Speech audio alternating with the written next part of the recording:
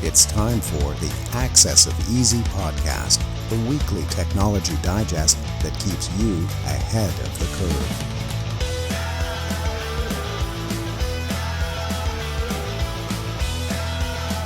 Brought to you by EasyDNS.com.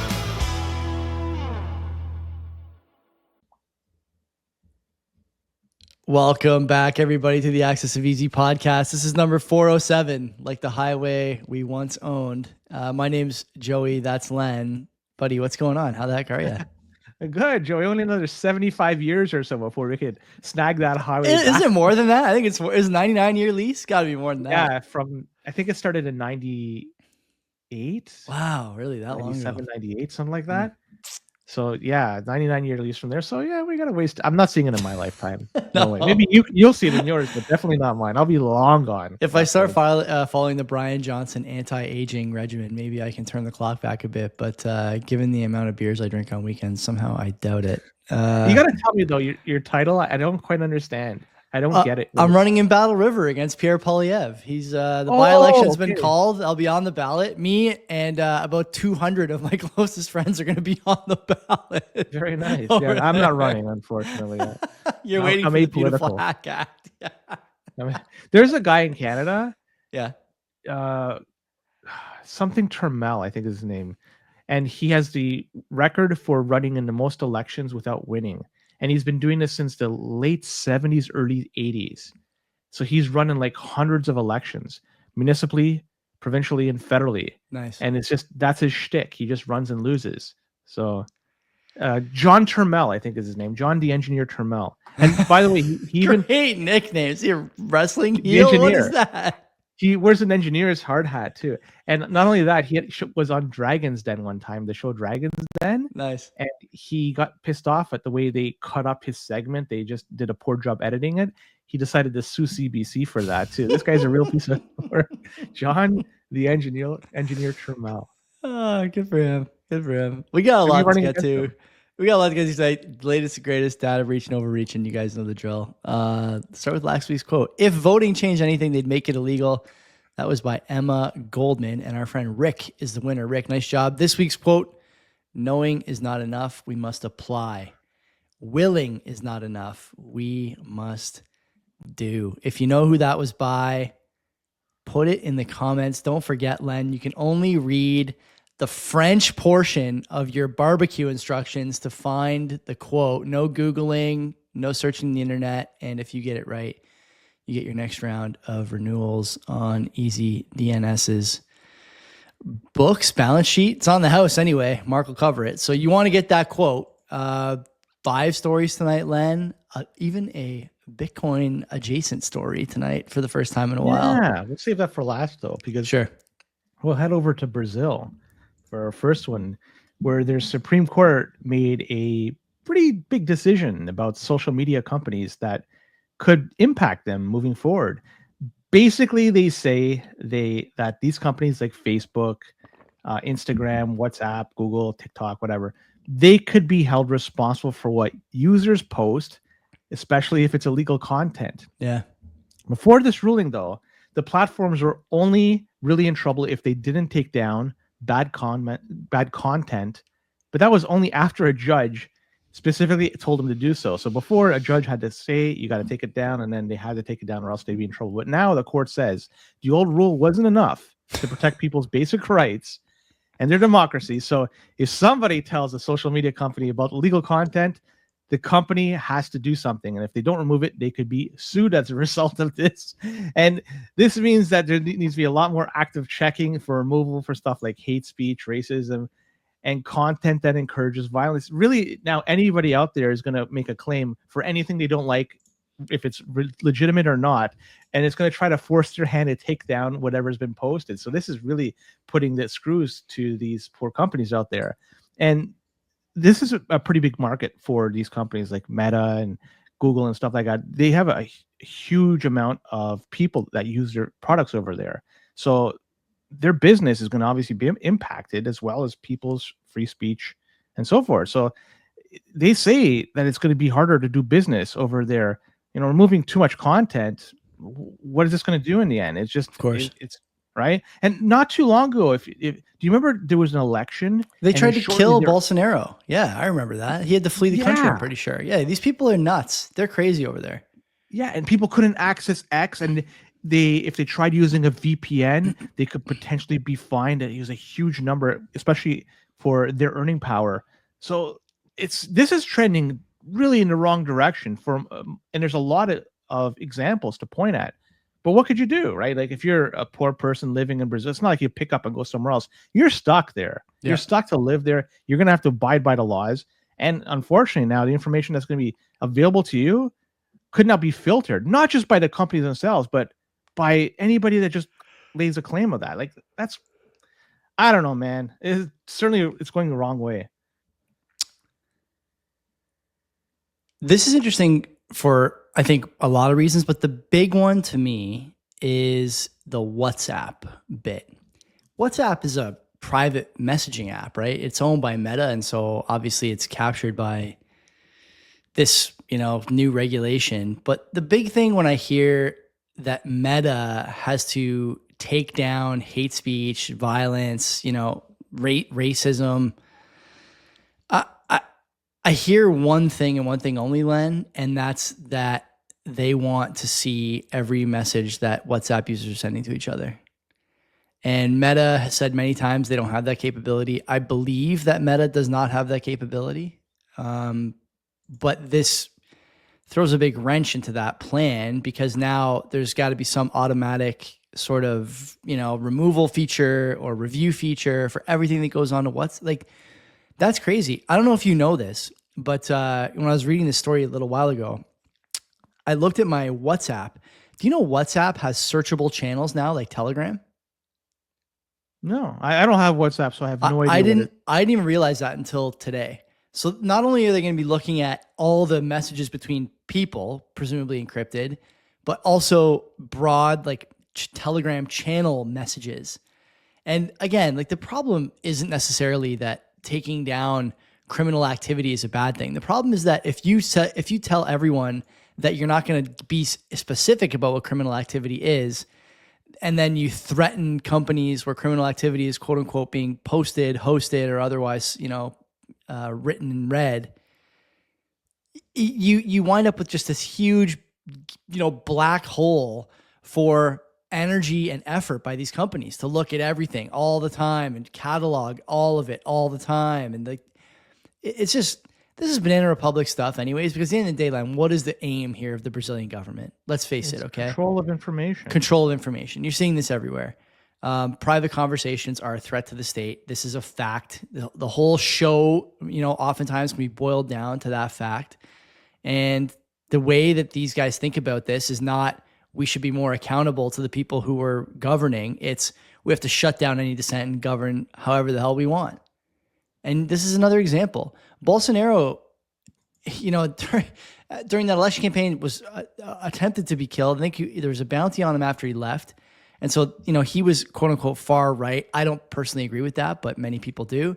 And Len, the woman who's sort of championing this legislation was insulted on Twitter or YouTube or something a few years ago. And now she's, trying to get this is schoolyard stuff. A country like Brazil is third world. It's destined to be third world forever if this continues. And I want to see Google just say, nah, we're not going to pay this. We're not going to do this. Same with Meta, same with whoever else. Just tell them no. Just tell them no. The people will revolt there without YouTube and Facebook, So let them lie in this bed that they want to make for themselves. Incredible. This is I used to say incredible this is going on in X location in X year, but it's really not, because these stories are popping up every week now. Every time we do this show, there's another story about someone trying to get access to encrypted data under the guise of racism, child abuse, whatever. It's all nonsense, of course. But nevertheless, it persists. And here we are again with another example. This one probably more difficult to sort of stop with a popular uprising. So I think those companies should pull the service, personally. Yeah, I think people over there, they probably don't really care much about this. I think their chief concern is actually just getting food on the table. Yeah. I'm not sure if you watching Ronaldo highlights. How much money is YouTube making from Ronaldo highlights in Brazil? None of it's funneling to the Brazilian people.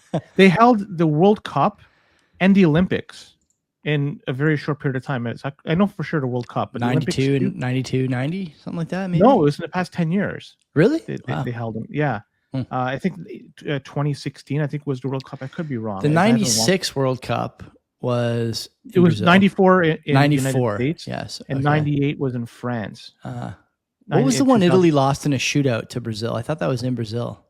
That was in 94 in US. I was waiting for a bus outside of Jackson Square with my mom and brother when that went down. We had just seen The Lion King. So, yeah, 94. There you go. Interesting story for you. So with respect to the Olympics and the World Cup, they had to set up new venues, stadiums that had been upgraded and so forth. They displaced a whole bunch of poor people to build some events, some venues, and it was brutal. Like it was just, nobody cared about the common folks. They just wanted to set up these games for legacy purposes. Of course. To say, we've done this. And so it boils down to the people there, they don't have much power. They don't have much anything. And it's a sad state of affairs, and it's a fairly large country population wise, and even geographically, it's a fairly large. And so, if you look at it, they might have a lot of resources available to them, but it just for whatever reason they can't. They're just stuck in this state where it's just running on a treadmill. They're not going moving any forward. And now with this information getting hijacked, so to speak, like, I don't know, and there's nothing you could do. Like, if you try talking bad about the government now through these apps, you're gonna get nabbed, and maybe worse, right? Yeah, nabbed is best case scenario, it looks like. But yeah, not great stuff happening over there. And we can move on to talk this Catwatchful watch. What a name. Catwatchful.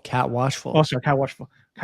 I can't even this is just a brutal name. And I think so, not only that, and what it is, I can't believe what the heck this is. It's like Stalkerware. Yeah. Like, really?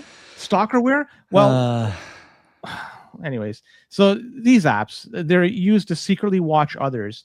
And apparently they end up exposing personal details of its own customers and the people it's being spied on. So they're sending information back to the mothership.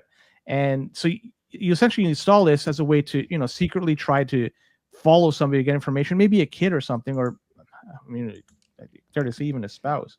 But in the end, they're not respecting your privacy, right? These stalker apps, stalkerware apps. Sorry, if you think about it, if you're installing something like this, it's harvesting information. Totally. It's harvesting what you do, everything that's on your screen, everything you type, information that's going through and out of your modem. All this information is being harvested somewhere. Do you think that it's not going to go to the mothership and they're going to be able to use this going forward? Hell yeah, they'll do this. They for sure they won't respect your privacy and your security. Mm-hmm. Yeah. So if anybody wants to install this stuff, be very careful, because whatever application you're installing it, or whatever a device you're installing it on, well, that information could be sent to somebody else. And if, say, for example, hypothetically, you install it, say, on your kid's device, all right, and then your kid talks to you, whatever you talk to with your kid, that information is then sent somewhere else. Hopefully, your interaction with that kid is perfect, because if not, who knows? Maybe the authorities could come in. Hopefully, you don't say anything about the Brazilian World Cup stadium to your kid. Yeah, right. So be very careful about this stuff. It may seem all fine and dandy at the time when you think you're installing it, and there's a reason why you want to install it. But these guys, they're out for themselves. They want to harvest information. They want to take that information and sell it. And just don't be don't be the product here. It's interesting that people are using this to spy on their kids' phone usage. You mentioned the spousal thing. I mean, I think that's unfortunately relatively common. I continue to wonder what kind of people use this and what they think a normal relationship looks like with a kid or a spouse. If you have to install some spyware, on your kid's phone or your wife's phone to watch what they're doing and watch what they're talking about, that's probably an issue you should resolve some other way, number one. Number two, Len, you don't have to be a tech expert to understand that when you have a service like this, the reporting is not being done peer-to-peer. Where does the report go first before you can access it or before it gets sent to you? It goes to a server somewhere. This is not that hard. the thing that you have to wonder here is how, it's actually, I don't wonder it. The people who are being preyed on by stuff like this are the same people who think that it's a good idea to put a, spy app on your wife or kid's phone, basically. They don't understand that this stuff goes to a server first, and then when you have a data breach, you're cooked, right? It's just, it's terrible. I'll note that it doesn't seem to be affecting iOS users. Another win for the good guys, but it doesn't make it any better. iOS, I'm sure, has its fair share of holes as well that we just don't hear about that often, because maybe they're just, paying people to not talk about them. I don't know. Big treasury over there, obviously, but this is a sad story, honestly. You have a bunch of people who think their wives are cheating, husbands are cheating, or their kids are doing something no good, and instead of what they think is the right thing, they end up in a data breach, and all the information available now. Tough ones to swallow. Let's talk about this guy, G Mike. Let's talk about him. Let's talk about him. Yeah, claiming it's actually G_Mike. So I go G Mike.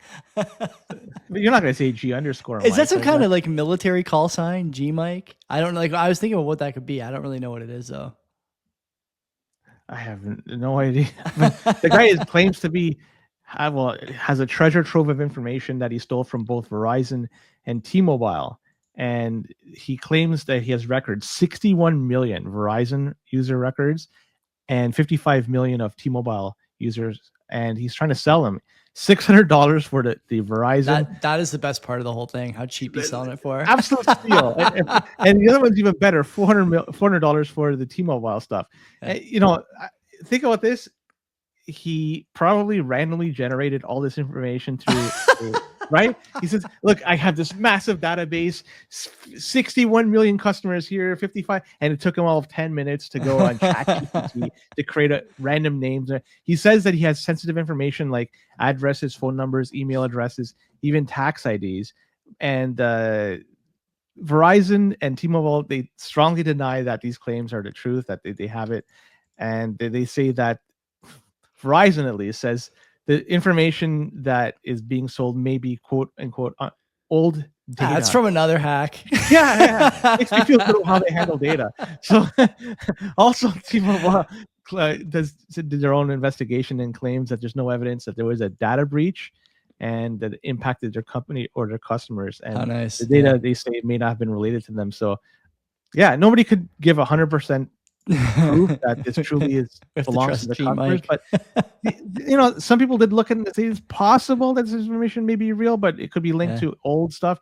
The only thing I'm thinking of is really this is just the probably old database. He probably updated it with ChatGPT or something like that, and just try to use this as a way to sell $600, $400 a pop, do this a few times, and that's a good month for him. But either way, they're saying, these companies are saying, you have to also, another way to protect your data is use two-factor authentication. It's an extra layer of security.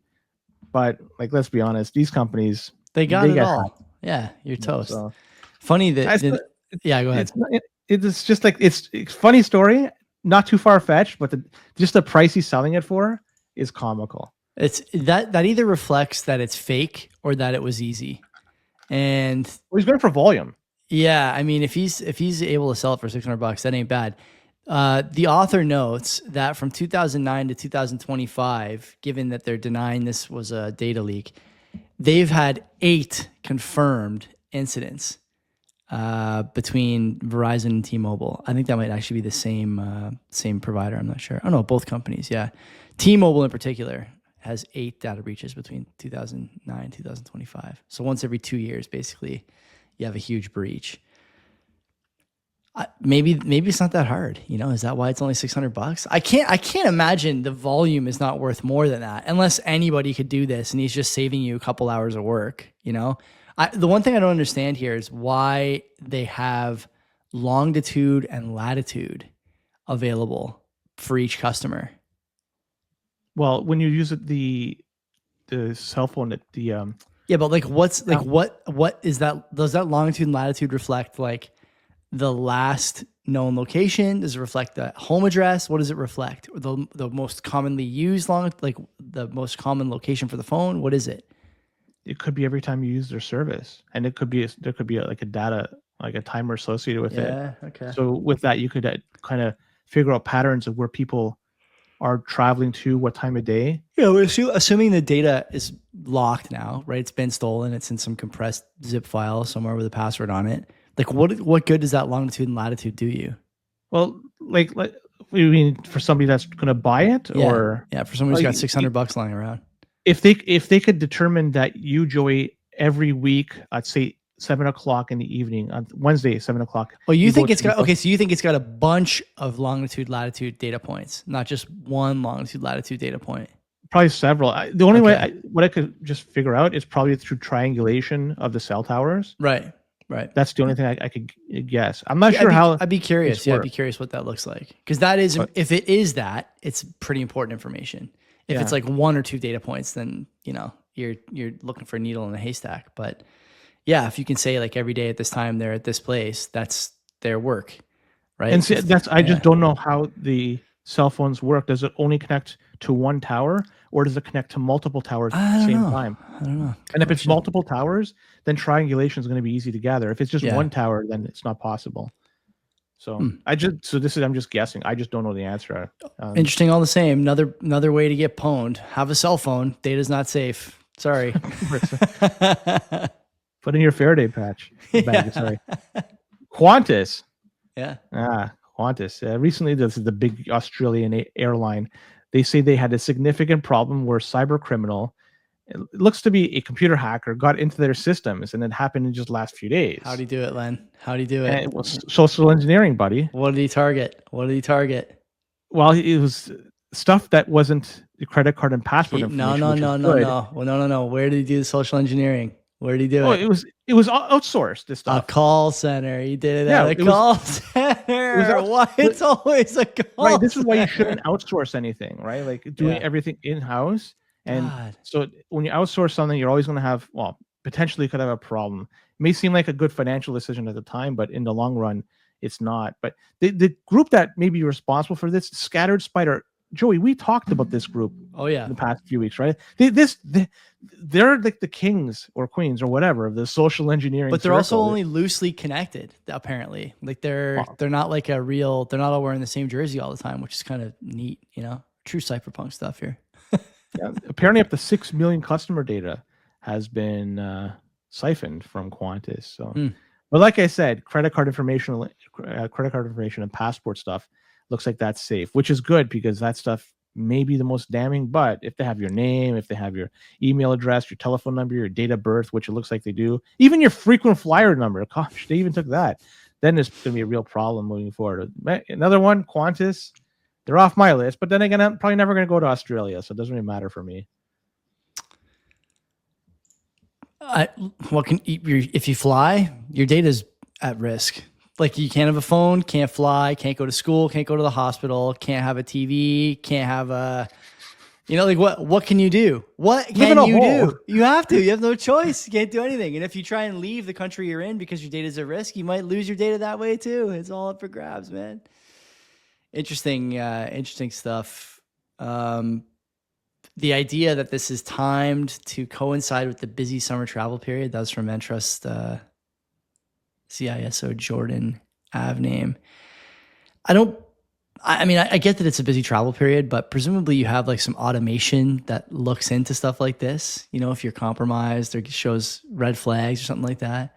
So I don't believe this sort of what I would guess is a planted response, like, I was busy in the summer. How could we have known? Well, you shouldn't have to look every minute of every day. You should have something doing this for you. It should be like an automatic review of your security, but apparently not, Len. I don't know. The land down under, pretty crazy. I think Scattered Spider probably the most frequently talked about group at this point. Second most, third most. They're in the top 5 for sure. But clearly they were like in the last couple 2 weeks, 3 weeks. Nobody could touch those. They're like number 1. But you know what? Last story, Trezor. Trezor, eh? Love it. For those who don't know, they're the manufacturer of a fairly popular bunch of hardware wallets / signing devices, whatever you want to call it. They're, one of the bigger players out there in that field. And they've recently issued a warning to their customers.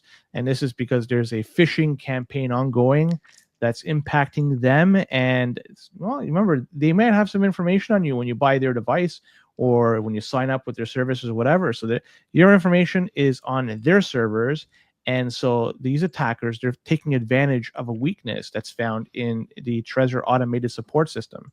And these scammers are trying to send these deceptive emails out there that look like they're coming from a legitimate source of help@trezor.io. They do this by submitting a support ticket with specific instructions. It's really specific subject lines, and it tricks their system, and it triggers an auto reply from their Trezor system. And then the email goes out. It looks like it's coming from Trezor.io, and it's authentic emails that look like they're authentic, but they're not. And it's sending people to this website that mirrors Trezor's official website. Isn't there anything that EasyDNS sells that may prevent people from? I don't know. I feel if I were you, I would look at the suite of products that EasyDNS offers. But either way, when you go on the fake website, it asks you to prompt. It gives you a prompt to enter your 12 or 24 words. At that point, it's game over, because once they have that information, they are then able to siphon whatever is in that particular address, and there's nothing you can do to bring it back. Unless it's ETH, maybe they could roll back the chain, but if it's Bitcoin, you're basically done. So yeah, it's not the first time Trezor has screwed up too, right? Because back in April 2022, there was a security breach at MailChimp, and that's Trezor's email marketing firm, and it led to phishing emails being sent out to Trezor wallet holders. And then there was a large-scale phishing campaign in February 2023, and it bombarded people with emails and SMS messages. And again, in 2024, January, their third-party ticket support system was there was a data breach with their portal system there. And this is just a recurring thing. Like, all I got to say is, if you're going to buy a sliding device, make sure you're buying it from a company that respects your privacy. One that I would like people to learn about is CoinKite products. They sell the cold card. And from what I gather is, after a few months, after you order your product, they destroy your information. They don't keep that on file. It's destroyed. So, and to date, we haven't heard anything with CoinKite with being hacked and information being stolen. So not only do they sell very good products, but they respect your privacy. So do your own research. If you're going to do something like this, make sure you do it right, because there are people out there, they're losing everything because they're getting these fake emails. They're trusting the website. They're putting their 12 or 24 words on that website, and everything is gone at that point. Give me a break. People, you have to take ownership of your sorry, I didn't mean to swear, of your actions, because you know what? There's no turning back. The only thing that could happen is you could just go out and complain, but at that point, it's long gone. How is it possible that Trezor, which sells hardware wallets that rely on the 1224 seed phrase idea, the BIP, how many times do you think they tell their users that they should never enter those words anywhere except the first time they write them down on a piece of paper? How many times do you think they tell them that? I feel for Trezor here a little bit. I still think, like EasyMail at EasyDNS will prevent this, obviously, and I'm sure Mark has other tools too. But the big thing for me is, like, this kind of stuff is sort of hard to combat, right? Let's say, but every user should understand. They should have been told 100 times during device sign up, never enter your seed phrase anywhere. They probably do that, and the thing is, people just don't care. That's the reality. They get their terms and conditions and the warnings, and they just click. So they're not really doing anything. Burning through it, you think? Yeah. Yeah. But by the time they get everything stolen, it's too late. And they said, I should have, but really, come on. Like, I have nothing to say. Use a better product. Really, that's all. Use a better product. I think that's the answer as well, actually. CoinKite will never email you about the vault because they don't have a vault product. It's just a scam. Anyway, Thanks for listening. That was the latest and greatest data breach and overreaching here on a beautiful Thursday night in Southern Ontario. Don't forget, sign up for this podcast, of course, wherever you get your podcasts. You can sign up for the Easy DNS YouTube channel, the Access of Easy YouTube channel, the newsletter, which covers the stories we talk about in more detail, plus other stories that we don't cover every week. There's tons going on out there, Len. It's getting more and more frequent and more sticky for internet users of all stripes and competence levels. So make sure you stay ahead of that. I just see Len sent Mark a note here about a swear word, so that's funny as well. And with that, we're out of here. Don't stay one step ahead. Don't do anything we wouldn't do. We'll talk to you next week. Take care.